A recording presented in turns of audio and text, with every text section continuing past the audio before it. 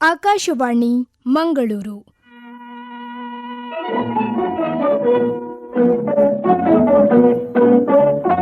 ಯುವವಾಣಿ.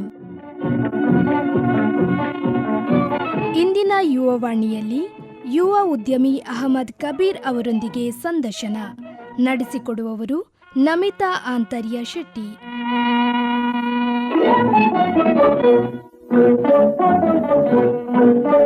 ಎಲ್ರಿಗೂ ನಮಸ್ತೆ. ನಾನು ನಮಿತಾ ಆಂತರ್ಯ ಶೆಟ್ಟಿ. ಇನ್ನು ನಮ್ ಜೊತೆ ಇದ್ದಾರೆ ತಮ್ಮ ಪರಿಸ್ಥಿತಿಗಿಂತ ತಮ್ಮ ದೃಷ್ಟಿಕೋನಕ್ಕೆ ಹೆಚ್ಚು ಮಹತ್ವ ನೀಡಿದ ಯುವ ಉದ್ಯಮಿ ಅಹಮದ್ ಕಬೀರ್. ಅಹಮದ್ ಕಬೀರ್ ಅವರು ಶಾರೀರಿಕವಾಗಿ ವಿಶೇಷ ಅಗತ್ಯ ಹೊಂದಿದವರು. ಆದ್ರೆ ಅವರು ತಮ್ಮ ಮಿತಿಗಳನ್ನ ಎಂದಿಗೂ ಅಡ್ಡಿಯಾಗಿಸಿಕೊಳ್ಳದೆ ತಮಗೆ ಸಾಧ್ಯವಿರುವುದರ ಮೇಲೆ ಗಮನ ಹರಿಸಿ ತಮ್ಮದೇ ಆದ ಕೆಲಸದ ಮಾರ್ಗವನ್ನು ಕಟ್ಟಿಕೊಂಡಿದ್ದಾರೆ. ವಿಡಿಯೋ ಎಡಿಟಿಂಗ್ ಆಗಿರ್ಲಿ ಅಥವಾ ಫೋಟೋಗ್ರಫಿ, ಟ್ರಾವೆಲ್ ಏಜೆನ್ಸಿ ಅವ್ರ ಜೊತೆ ಕೊಲಾಬ್ರೇಷನ್ ಆಗಿರ್ಲಿ, ಗ್ರಾಹಕರಿಗೆ ಉತ್ತಮ ಸೇವೆ ದೊರಕುವಂತೆ ಕೆಲಸ ಮಾಡ್ತಾರೆ. ಅವರ ಕೆಲಸದ ಅಡಿಪಾಯವೇ ನಂಬಿಕೆ ಮತ್ತು ಸಂಬಂಧ. ಕುಟುಂಬ, ಸ್ನೇಹಿತರು ಹಾಗೂ ಹಿತೈಷಿಗಳ ಬೆಂಬಲವೇ ಅವರಿಗೆ ಮುಂದುವರಿಯುವ ಧೈರ್ಯ. ಅವರ ಕೆಲಸ ಅವರಿಗೆ ಕೇವಲ ಆದಾಯವಲ್ಲ, ಆತ್ಮವಿಶ್ವಾಸ, ಗೌರವ ಮತ್ತು ಸ್ವಾವಲಂಬನೆಯ ಅನುಭವವನ್ನು ಕೊಟ್ಟಿದೆ. ಮಾಧ್ಯಮದ ಮೂಲಕ ಅವರ ಕಥೆ ಹೊರಬಂದಾಗ ವೆಲೆನ್ಸಿಯಾದ ರೋಶ್ನಿ ನಿಲಯ ಅವರ ಪ್ರಯತ್ನವನ್ನ ಗುರುತಿಸಿ ರೋಶ್ನಿ ಇಂಪ್ಯಾಕ್ಟ್ ಅವಾರ್ಡ್ 2025 ಕಾರ್ಯಕ್ರಮಕ್ಕೆ ಅವರನ್ನ ಗೆಸ್ಟ್ ಆಫ್ ಹಾನರ್ ಆಗಿ ಆಹ್ವಾನಿಸಿತ್ತು. ಇದು ಅವರ ಪ್ರಯಾಣಕ್ಕೆ ಬಂದ ಒಂದು ಸುಂದರ ಗೌರವ. ಅವರ ಸಂದೇಶ ತುಂಬಾ ಸರಳ: ಮಿತಿಗಳು ನಮ್ಮನ್ನ ನಿರ್ಧರಿಸಬಾರ್ದು. ನಾವು ಮಾಡಬಹುದಾದುದನ್ನು ನಂಬಿ ಒಂದು ಸಣ್ಣ ಹೆಜ್ಜೆಯಿಂದಲೇ ದೊಡ್ಡ ಪ್ರಯಾಣ ಆರಂಭವಾಗುತ್ತೆ ಅನ್ನೋದು. ಇಂದು ನಮ್ಮೊಂದಿಗೆ ತಮ್ಮ ಕಥೆ ಮತ್ತು ಅನುಭವವನ್ನ ಹಂಚಿಕೊಳ್ಳಲು ಬಂದಿರುವ ಅಹಮದ್ ಕಬೀರ್ ಅವರಿಗೆ ಸ್ವಾಗತ ಕೊಡ್ತಾ. ನಮಸ್ತೆ ಕಬೀರ್ ಅವರೇ. ನಮಸ್ತೆ. ಹೇಗಿದ್ದೀರಾ? Fine, tip top. Super. Okay, ನಿಮ್ಮ ಬಗ್ಗೆ ಇವಾಗ ನಾನು ಒಂದಷ್ಟು ಇಂಟ್ರಡಕ್ಷನ್ ಕೊಟ್ಟೆ. ನಾನಿವಾಗ ಒಂದಷ್ಟು ಮೀಡಿಯಾದಲ್ಲಿ ನೋಡಿದಾಗಿರ್ಬಹುದು ಅಥವಾ ಕೇಳಿದ್ದಾಗಿರ್ಬಹುದು, ಇದರ ಮೂಲಕ ನಿಮ್ಮ ಇಂಟ್ರಡಕ್ಷನ್ ಕೊಟ್ಟಿರಬಹುದು. ಆದ್ರೆ ಇವಾಗ ನಿಮ್ಮ ಇಂಟ್ರಡಕ್ಷನ್ ನೀವು ಸ್ವತಃ ಕೊಡೋದಾದ್ರೆ ಕಬೀರ್ ಅವರು ಅಂದ್ರೆ ಯಾರು? ಆಸ್ ಅ ಪರ್ಸನ್ ಕಬೀರ್ ಅವರು ಅಂದ್ರೆ ಯಾರು? ನಾನು ಒಬ್ಬ ಹ್ಯಾಂಡಿಕ್ಯಾಪ್, MA 25 year old, ಅಂದರೆ 2000 ಜುಲೈ 24 ನಂದು ಡೇಟ್ ಆಫ್ ಬರ್ತ್. ನನಗೆ ಹ್ಯಾಂಡಿಕ್ಯಾಪ್ ಹೇಗೆ ಬಂದಿರೋದು ಅಂದರೆ ಅದು ನನಗೆ ಹೇಳೋಕ್ಕೆ ಆಗಲ್ಲ. ಯಾಕೆ ಅಂದರೆ ಗೊತ್ತಿಲ್ಲ. ನಾನು ಬಾರ್ನ್ ಆಫ್ಟರ್ 9 months ಹೀಗೆ ಆಗಿದ್ದು. ಅಂದರೆ ಒಂದು ಫೀವರ್ ಬಂದ ಮೇಲೆ day by day I loss my energy. So ಹಾಗಾಗಿ ಹಿಂಗೆ ಆಗಿದೆ ಅಂತ ಫ್ಯಾಮಿಲಿ ಅವರೇ ಇರ್ತಾರೆ. ಮತ್ತು ಇವಾಗ ಏನು ಮಾಡ್ಕೊಂಡಿದ್ದೀರಾ? ಇವಾಗ ನಂದು ಓನ್ ಬಿಸ್ನೆಸ್ ಇದೆ. ನಿಮ್ಮ ಬಿಸ್ನೆಸ್ ಬಗ್ಗೆ ಎಕ್ಸ್ಪ್ಲೇನ್ ಮಾಡೋದಾದ್ರೆ? ಅಂದರೆ ಆನ್ಲೈನ್ ಶಾಪಿಂಗ್, ಅಂದರೆ ಕ್ಲೋತಿಂಗ್ಸ್ ಮತ್ತು ಎಲೆಕ್ಟ್ರಾನಿಕ್ ಐಟಮ್ಸ್ ಆ ಥರದ್ದು, ಮತ್ತು ಫೋಟೋಶೂಟು, ಈವೆಂಟ್ ಡೆಕೋರು, ಟ್ರಾವೆಲ್ಸ್, ಕ್ರಾಫ್ಟ್, ಇಂಥದನ್ನ, ಅಂದರೆ ಸೈಬರ್, ಈ ಥರದ್ದೆಲ್ಲ ನಂದು ವರ್ಕ್ ಇದೆ. ಓಕೆ. ಸೊ ಹೇಗೆ ಮ್ಯಾನೇಜ್ ಮಾಡ್ತಾ ಇದ್ದೀರಾ ಇವಾಗ ಈ ಪರಿಸ್ಥಿತಿಯಲ್ಲಿ? ಬಿಸ್ನೆಸ್ ಮಾಡಿದೆ ಅಂದರೆ ನಾರ್ಮಲಿ ನಾವೆಲ್ಲ ಆದರೆ ಆಲ್ಮೋಸ್ಟ್ ಡಿಪ್ರೆಷನಲ್ಲಿ ಇರ್ತಿದ್ವಿ. ಇದೊಂದು ಮೋಟಿವೇಶನ್ ಹೆಂಗೆ ಬಂತು? ಯಾವ ಟೈಮಲ್ಲಿ ನಿಮ್ಗೆ ಅನಿಸ್ತು ನಾನು ಬಿಸ್ನೆಸ್ ಶುರು ಮಾಡಬೇಕು, ನನ್ನಿಂದ ಆಗುತ್ತೆ? ನೀವು ಹುಟ್ಟಾನೆ ಇದೇ ಕಾನ್ಫಿಡೆನ್ಸ್ ಇತ್ತಾ? ನಿಮಗೆ ಬೆಳೀತಾ ಇದೇ ಕಾನ್ಫಿಡೆನ್ಸ್ ಇತ್ತಾ? ಇಲ್ಲ, ಮೊದಲು ನಾನು ಗೇಮಲ್ಲಿ ಕ್ರೇಜ್ ಇರೋದು.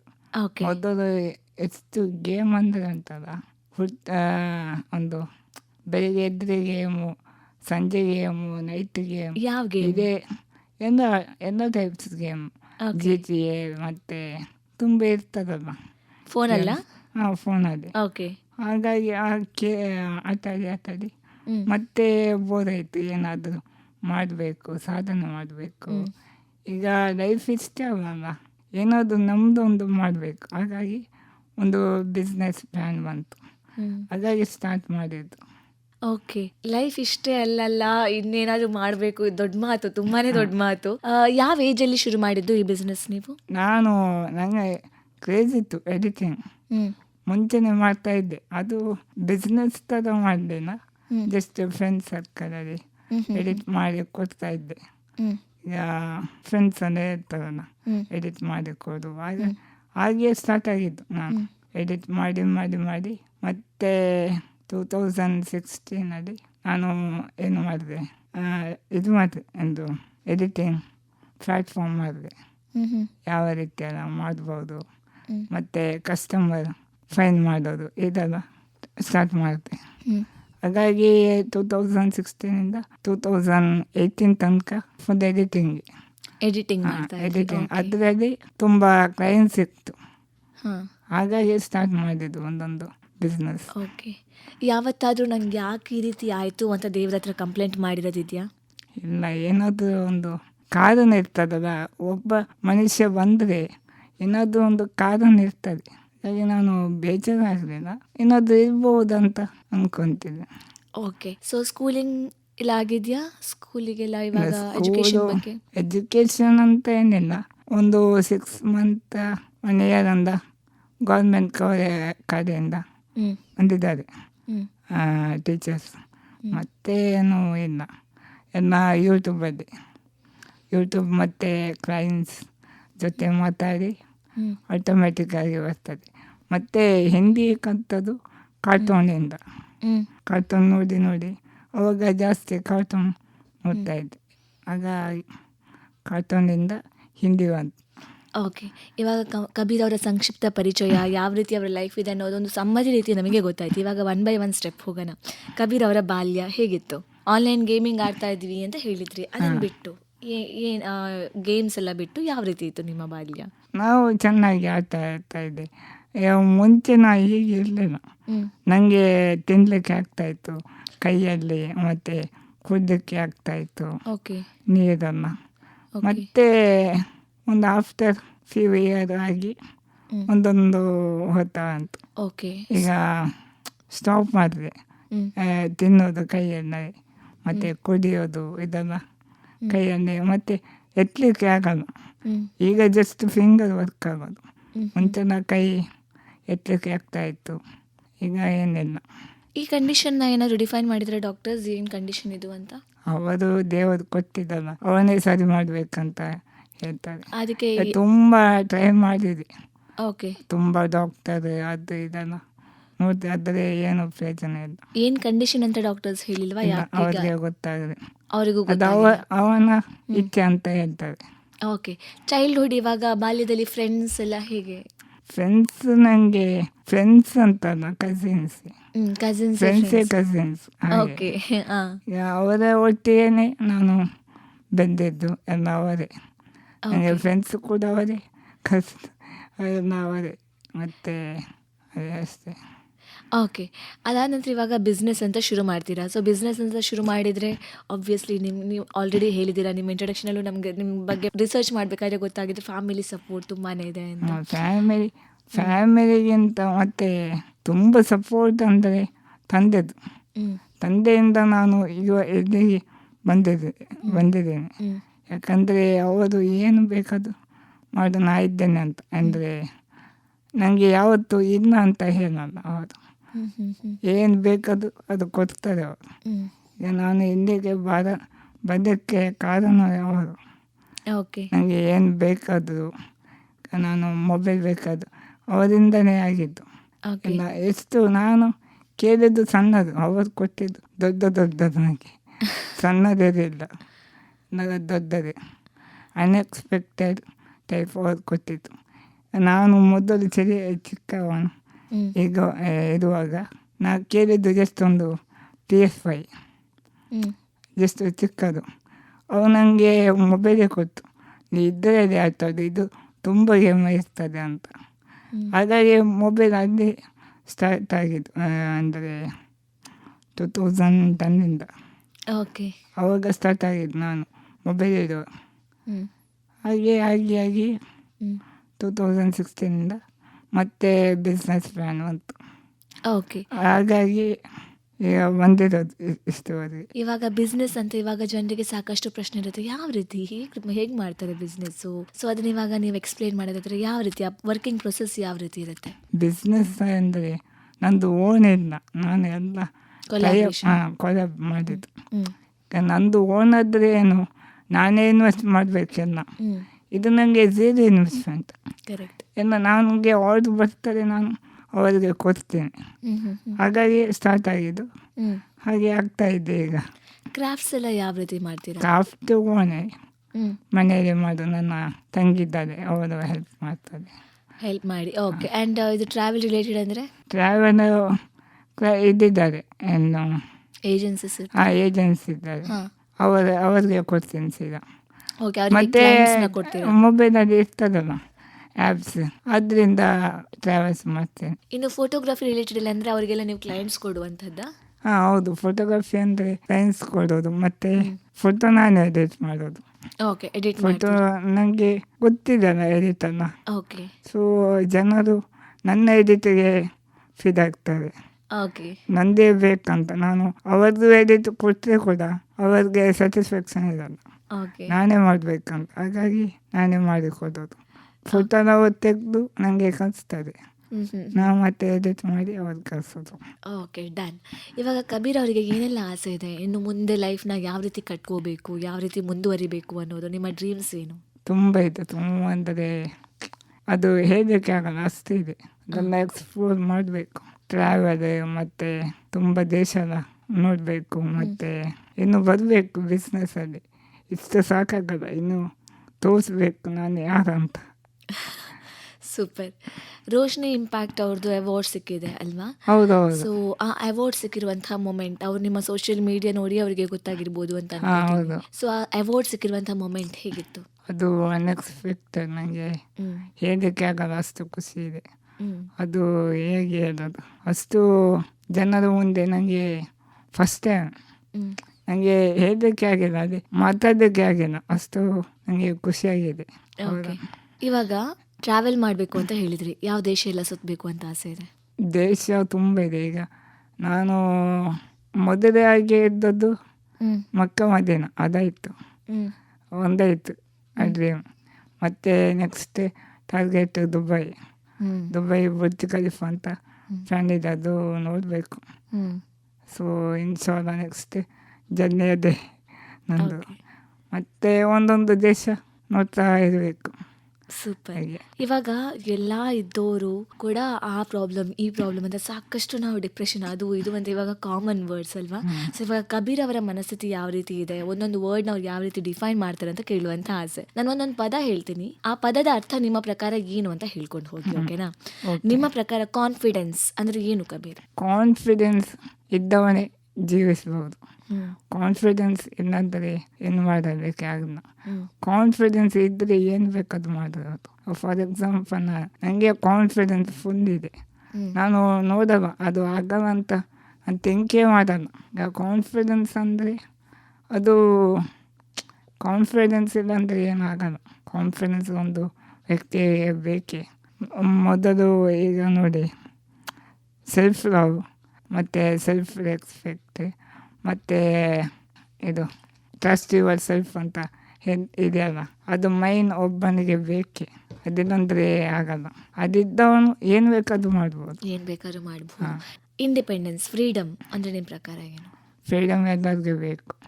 ಫ್ರೀಡಮ್ ಹೇಗೆ ಅಂದರೆ, ಫ್ರೀಡಮ್ ಇದ್ದರೇನಲ್ಲ ಏನಾದರೂ ಮಾಡೋಕ್ಕೆ ಸಾಧ್ಯ. ಫ್ರೀಡಮ್ ಇಲ್ಲಾಂದರೆ ಏನೂ ಆಗಲ್ಲ. ಫ್ರೀಡಮ್ ಕೊಡಬೇಕು. ಈಗ ತುಂಬ ಜನರಿಗೆ ಫ್ರೀಡಮ್ ಕೊಡಲ್ಲ. ಅವರದೇ ಈಗ ಫಾರ್ ಎಕ್ಸಾಂಪಲ್ ಮಕ್ಕಳಿಗೆ ಹೇಳ್ತಾರೆ, ನೀ ಅದೇ ಕಲಿ, ನೀ ಇದೇ ಕಲಿ ಅಂತ. ಹಾಗೆ ಮಾಡ್ಬಾರ್ದು. ಅವ್ರಿಗೆ ಏನು ಇಷ್ಟ ಅದು ಮಾಡಬೇಕು, ಅದರಿಂದ ಅವರು ಮುಂದೆ ಬರ್ತಾರೆ. ಈಗ ನನಗೆ ಫೋಟೋಗ್ರಫಿ ಫೀಲ್ಡ್ ಇಷ್ಟ ಆದರೆ ನನ್ನ ಹತ್ರ ಡಾಕ್ಟ್ರ್ ನೀಡಿ ಅಂದರೆ ಕಲಿ ಅಂತ, ಡಾಕ್ಟ್ರ್ ಕಲಿ ಅಂತ ಆಗ್ತದ. ಇನ್ನು ನನಗೆ ಅದರಲ್ಲಿ ಇಂಟ್ರೆಸ್ಟ್ ಇರಲ್ಲ. ಫೋಟೋಗ್ರಫಿ ಅಂದರೆ ನನಗೆ ಕ್ರೇಜ್ ಇರ್ತದೆ, ಅದು ಹೇಗೆ ಮಾಡ್ಬೋದು ಹೇಗೆ ಅಂತ. ಹಾಗಾಗಿ ಫ್ರೀಡಮ್ ಬೇಕು. ಓಕೆ, ಸಪೋರ್ಟ್ ಅಂದರೆ ನಿಮ್ಮ ಪ್ರಕಾರ? ಇವಾಗ ನಿಮಗೆ ಸಾಕಷ್ಟು ಸಪೋರ್ಟ್ ಇದೆ ಅಲ್ವಾ ಫ್ಯಾಮಿಲಿಯಿಂದ? ಸಪೋರ್ಟ್ ಅದನ್ನ ಯಾವ ರೀತಿ ಡಿಫೈನ್ ಮಾಡ್ತೀರಾ? ಸಪೋರ್ಟ್ ತುಂಬ ಇದೆ. ಅದು ನಾ ಹೇಳಬೇಕಂತ ಇಲ್ಲ, ಅವ್ರಿಗೆ ಅವರೇ ಮಾಡ್ತಾರೆ ನನಗೆ ಸಪೋರ್ಟು. ಹೇಗೆ ಅಂದರೆ ನನ್ನ ಕಸಿನ್ಸ್ ಫ್ಯಾಮಿಲಿ ಇದು ಬಿಟ್ಟು ನನ್ನ ಕಸ್ಟಮರೇ ಕೂಡ ಮಾಡ್ತಾರೆ ಸಪೋರ್ಟ್. ಅವರೇ ಸಪೋರ್ಟ್ ಮಾಡಿ ಇದಾಗ್ತದೆ. ಓಕೆ, ಸೆಲ್ಫ್ ಲವ್ ಅಂದರೆ? ಸೆಲ್ಫ್ ಲವ್, ನಮ್ಮನ್ನು ನಾವು ಇಷ್ಟಪಡಬೇಕಲ್ಲ. ನಮ್ಮನ್ನು ಇಷ್ಟಪಟ್ಟರೆ ನಮಗೆ ಇನ್ನು ಏನಾದರೂ ಮಾಡೋಕ್ಕೆ ಸಾಧ್ಯ. ಅಂದರೆ ನಮ್ಮ ಇಷ್ಟ ಮಾಡಲಿಲ್ಲ ಅಂದರೆ ಏನಾಗಲ್ಲ. ಈಗ ಡಿಪ್ರೆಷನ್ಗೆ ಕಾರಣ ಅದೇ ಆಗ್ತದೆ, ಸೆಲ್ಫ್ ಲವ್ ಇಲ್ಲ ಅಂದರೆ. ನಮ್ಮನ್ನು ನಾವು ಇಷ್ಟಪಡಬೇಕು, ಹೇಗೆ ಬೇಕಾದರೂ ಇರಲಿ. ನಮ್ಮನ್ನು ನಾವು ಇಷ್ಟಪಟ್ಟರೆ ಮತ್ತವರು ಬೇರೆಯವರು ಇಷ್ಟಪಡ್ತಾರೆ. ಓಕೆ. ಲೈಫ್ನ ಯಾವ ರೀತಿ ನೋಡ್ತಾ ಇದ್ದೀರಾ? ಇವಾಗ ನೀವು ಹೇಳಿದ್ರಿ ಆ ರೀತಿ ಅಂತ ಟೆನ್ಷನ್ ಮಾಡಲ್ಲ, ದೇವ್ರ ಹತ್ರ ಕಂಪ್ಲೇಂಟ್ ಮಾಡಲ್ಲ ಅಂತ. ಬಟ್ ಯಾವತ್ತಾದ್ರೂ ಒಂದ್ಸಲ ಎಲ್ಲರ ಮನಸ್ಥಿತಿ ಒಂದ್ಸಲ ಲೋ ಆ್ಯಂಡ್ ಹೈ ಹೋಗೇ ಹೋಗುತ್ತೆ ಅಲ್ವಾ, ಪ್ರತಿಯೊಬ್ಬರ ಮನಸ್ಥಿತಿ. ಕಬೀರ್ ಅವ್ರಿಗೆ ಬೇಜಾರಾಗಿದ್ದೇ ಇಲ್ವಾ ಇಷ್ಟು ವರ್ಷದಲ್ಲಿ? ಯಾವತ್ತೂ ಬೇಜಾರಾಗಿದ್ದೇ ಇಲ್ವಾ? ನನ್ನ ಪರಿಸ್ಥಿತಿ ಬಗ್ಗೆ ಮಾತಾಡ್ತಾ ಇಲ್ಲ, ನಾರ್ಮಲಿ ಯಾವುದೇ ಒಂದು ವಿಷಯಕ್ಕೆ ಯಾರ ಜೊತೆ ಆದ್ರೂ ಮಾತಾಡಿದ್ರು ಬೇಜಾರಾಗೇ ಇಲ್ವಾ? ಬೇಜಾರಾಗ್ತದೆ, ಆದರೆ ಬೇಜಾರು ಮಾಡಿ ಏನು ಮಾಡ್ತದೆ. ಆ ಟೈಮಲ್ಲಿ ನಿಮ್ಮನ್ನು ನೀವು ಹೇಗೆ ಪಿಕಪ್ ಮಾಡ್ಕೋತೀರಾ? ನನಗೆ ಒಂದೇ, ನಾ ಏನಾದರೂ ಮಾಡಬೇಕು ಅಂತ ಒಂದೇ. ನನಗೆ ಬೇಸರ ಮಾಡಿದ್ರೆ ಏನು ಸಿಕ್ಕಲ್ಲ, ವೇಸ್ಟ್ ಆದರೆ ಡಿಪ್ರೆಷನ್ಗೆ ಕಾರಣ ಆಗ್ತದೆ, ಮತ್ತು ಮತ್ತೊಂದು ಹಾಗೆ ಆಗ್ತದೆ. ಹಾಗಾಗಿ ಬೇಸರ ಆದರೆ ಏನಾದರೂ ಒಂದು ಏನಂದರೆ ಇದು ಕಸಿನ್ಸ್ ಹತ್ರ ಲಾಂಗ್ ಡ್ರೈವ್ ಹೋಗ್ತೀವಿ, ಇಲ್ಲಾಂದರೆ ಮ್ಯೂಸಿಕ್ ಕೇಳ್ತೀನಿ. ಏನಾದರೂ ಒಂದು ಬೇಸರ ಆಗಿದೆ ಅಂತ ಸುಮ್ಮನೆ ಕೂತ್ರೆ ಉಂಟಲ್ಲ, ಅದು ಇನ್ನೂ ಜಾಸ್ತಿ ಆಗ್ತದೆ. ಏನಾದರೂ ಬ್ಯುಸಿ ಮಾಡಬೇಕು. ನಾವು ಎಷ್ಟು ಬ್ಯುಸಿ ಆಗ್ತದೆ ಅಷ್ಟು ಬೇಸರ ಹೋಗ್ತದೆ. ಓಕೆ. ಈಗ ನಾನು ಬೇಸರ ಆದರೆ ವರ್ಕ್ ಜಾಸ್ತಿ ಮಾಡ್ತೇನೆ, ಡಬಲ್ ವರ್ಕ್ ಮಾಡ್ತೇನೆ. ಆಗ ಅದು ಅಷ್ಟು ಇದಾಗಲ್ಲ, ಹೆವಿ ವರ್ಕ್ ಇರ್ತದಲ್ಲ, ಆಗ ಇದು ಮರ್ತು ಹೋಗ್ತದೆ. ನಿಮ್ಮ ಫೇವ್ರೆಟ್ ಪ್ಲೇಸಸ್ ಬಗ್ಗೆ ಮಾತಾಡೋಣ. Favourite place, favourite food? ನಂದು ಫೇವ್ರೆಟ್ ಪ್ಲೇಸ್ ಅಂದರೆ ತುಂಬ ಕಡೆ ಇದೆ. ತುಂಬ ಕಡೆ ಇದೆಯಾ? ಯಾವುದಾದ್ರೂ ಒಂದು ಹೇಳೋದಾದ್ರೆ? ಒಂದು ಮಕ್ಕ ಅಂತ ಹೇಳ್ಬೋದು, ಒಂದು ಪೀಸ್ಫುಲ್ ಆಗಿ ಇರ್ತದೆ. Favourite food? ಫೇವ್ರೆಟ್ ಫುಡ್ ಅಂದರೆ fast food type. Fast food, okay. ನಿಮ್ಮ ಡಯಟ್ ಹೇಗಿರುತ್ತೆ? ಯಾವ ರೀತಿ ಇರುತ್ತೆ ನಿಮ್ಮ ಡಯಟು? ಡಯಟ್ ಬೆಳಗ್ಗೆ, ಮಧ್ಯಾಹ್ನ, ರಾತ್ರಿ ಅಷ್ಟೇ.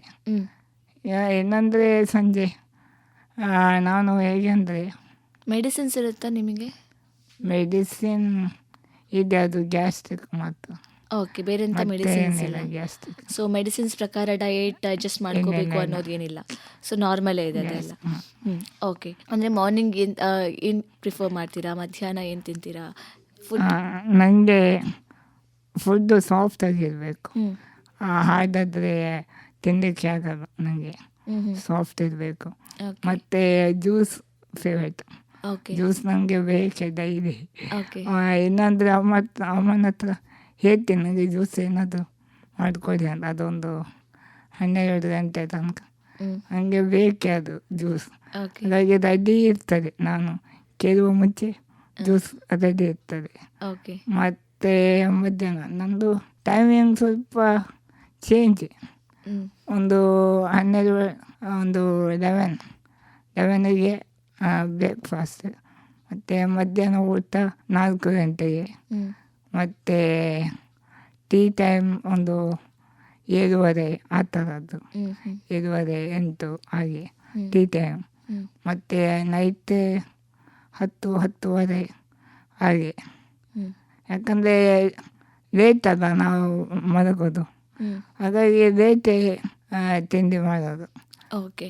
ಜೀವನದಲ್ಲಿ ನಾವು ಮುಂದೆ ಸಾಗಬೇಕು ಅಂತ ಹೇಳಿದರೆ ಏನಾದರೂ ಒಂದು ನಂಬಿಕೆ ಬೇಕು ಅಂತ ಹೇಳ್ತಾರೆ. ಕೆಲವರು ದೇವರನ್ನ ನಂಬ್ತಾರೆ, ಕೆಲವರು ತಾವು ಮಾಡಿದಂತಹ ಕರ್ಮಗಳನ್ನು ನಂಬ್ತಾರೆ. ಒಬ್ಬೊಬ್ಬರಿಗೆ ಒಂದೊಂದು ನಂಬಿಕೆ ಇರುತ್ತೆ ಅಲ್ವಾ? ಕಬೀರ್ ಅವರ ನಂಬಿಕೆ ಏನು? ನನ್ನ ತಂದೆ ತಾಯಿ. ಸೂಪರ್. ತಂದೆ ತಾಯಿ ಅವರಿಂದನೇ ನಾನು ಇಲ್ಲಿವರೆಗೆ ಬಂದಿದ್ದು. ಅವರೇ ನನಗೆ ಒಂದು ಹೋಪ್. ಅವರಿಂದಂದರೆ ನಾನು ಏನಿಲ್ಲ. ತಂದೆ ಹಾಗೂ ತಾಯಿಯ ಹೆಸರು?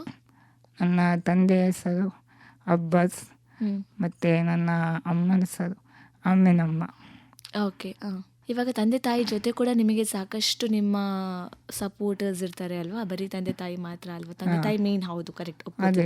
ಅವರ ತಂದೆ ತಾಯಿ ಮೊದಲು, ಮತ್ತೆ ಅದರ ಜೊತೆಗೆ ನಿಮ್ಗೆ ಸಾಕಷ್ಟು ನೀವು ಕಸಿನ್ಸ್ ಅಂತೆಲ್ಲ ಹೇಳಿದ್ರಿ, ಅವ್ರ ಹೆಸರು ಮೆನ್ಷನ್ ಮಾಡಿದೆ. ಕಸಿನ್ಸ್ ತುಂಬ ಜನ ಇದ್ದಾರೆ, ಅದು ಹೇಳಿಕ್ಕೆ ಹೋದ್ರೆ ತುಂಬ ಆಗ್ತದೆ, ಒಬ್ಬರ ಹೆಸರು ಬಿಟ್ಟು ಹೋಗುತ್ತೆ. ಓಕೆ, ಅದೆಲ್ಲ ನಿಮ್ಮ ಸಪೋರ್ಟ್ ಅಂತ ಹೇಳ್ಬೋದು. ನಂಬಿಕೆ ಅಂತ ಒಂದು ಇರುತ್ತಲ್ವಾ, ಮುಂದೊಂದಿನ ಇದಕ್ಕೂ ಮೇಲ್ಗಡೆ ಹೋಗ್ತೀನಿ ಆ ಒಂದು ಶಕ್ತಿ, ಆ ನಂಬಿಕೆ ಶಕ್ತಿ ಯಾವುದು? ತಂದೆ ತಾಯಿ ಜೊತೆ ದೇವರನ್ನ ನಂಬ್ತೀರಾ? ನಂಬಲೇಬೇಕಲ್ಲ, ಅವನಿಂದ. ಎಲ್ರು ನಂಬಲ್ಲ, ಅವನಿಂದಾನೇ ಅಲ್ಲ ನಾವು ಇರೋದು, ಅವನಿಂದಂದ್ರೆ ಏನಿಲ್ಲ. ಓಕೆ. ಪ್ರೇಯರ್ಸ್ ಮಾಡ್ತೀರಾ ದಿನ?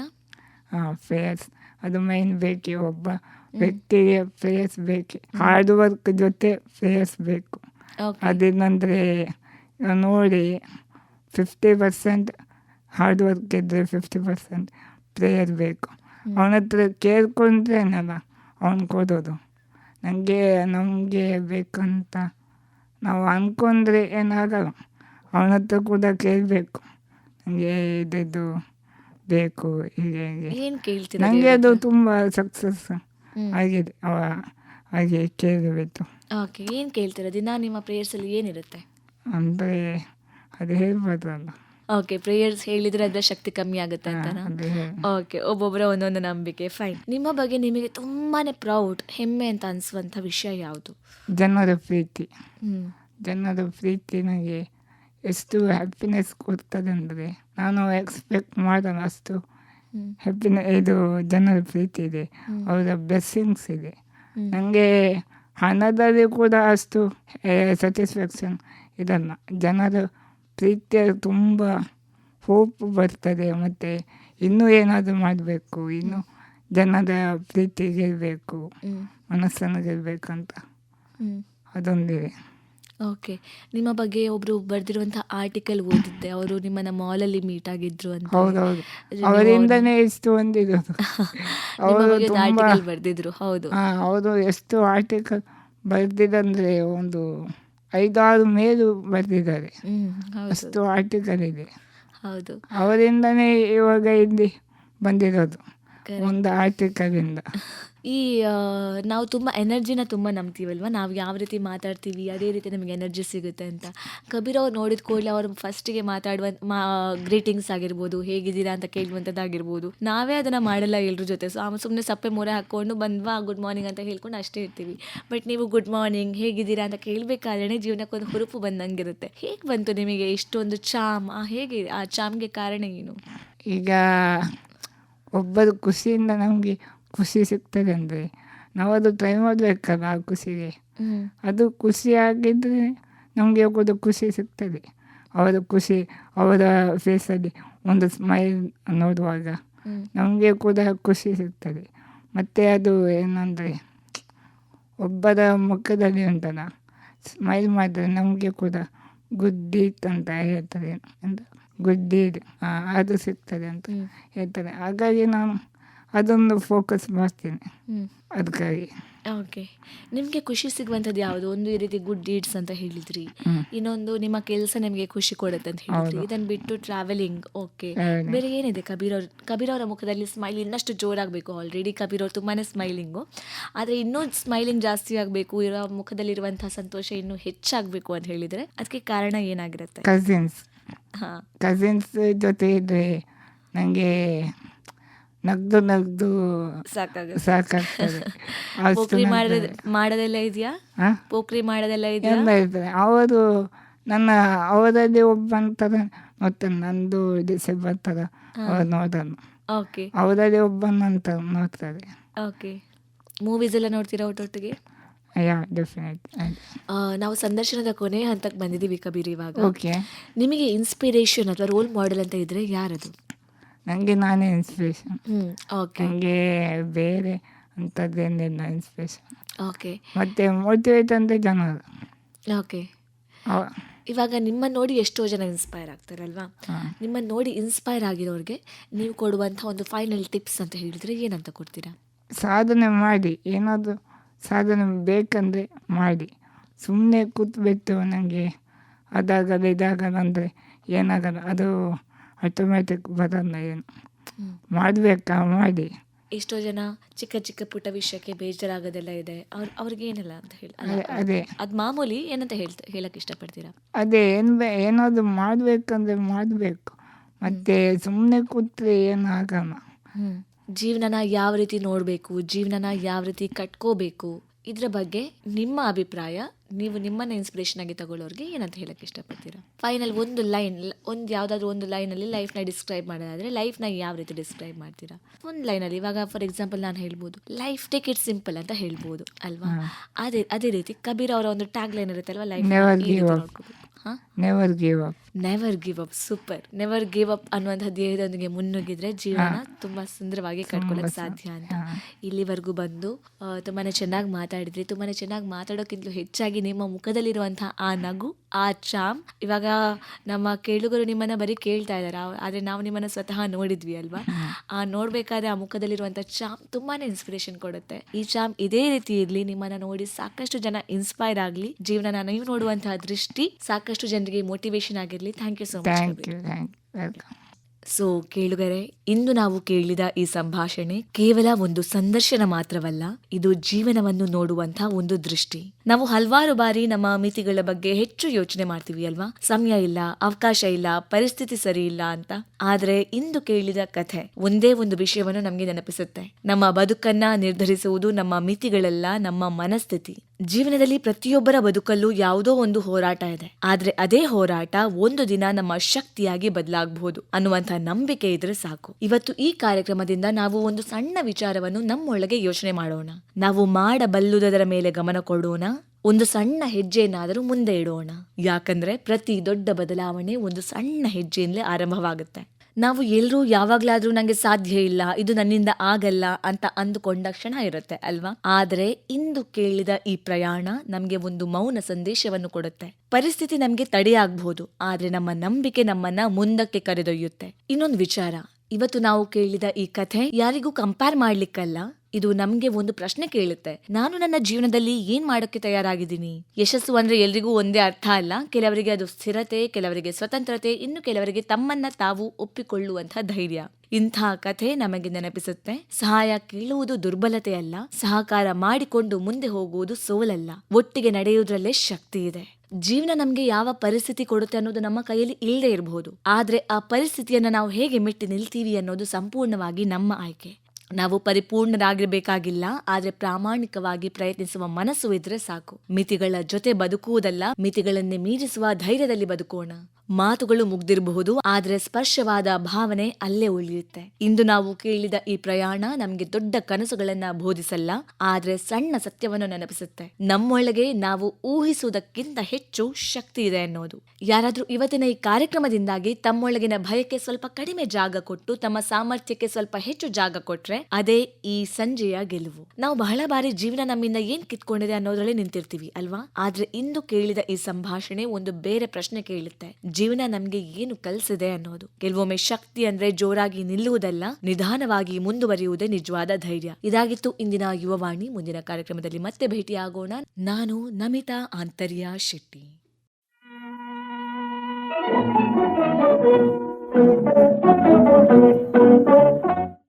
ಇದುವರೆಗೆ ಯುವ ಉದ್ಯಮಿ ಅಹಮದ್ ಕಬೀರ್ ಅವರೊಂದಿಗೆ ಸಂದರ್ಶನ ಕೇಳಿದಿರಿ.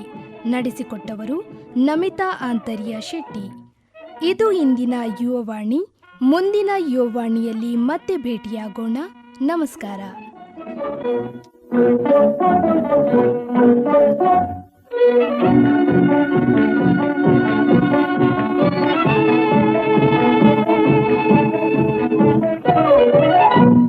Thank you.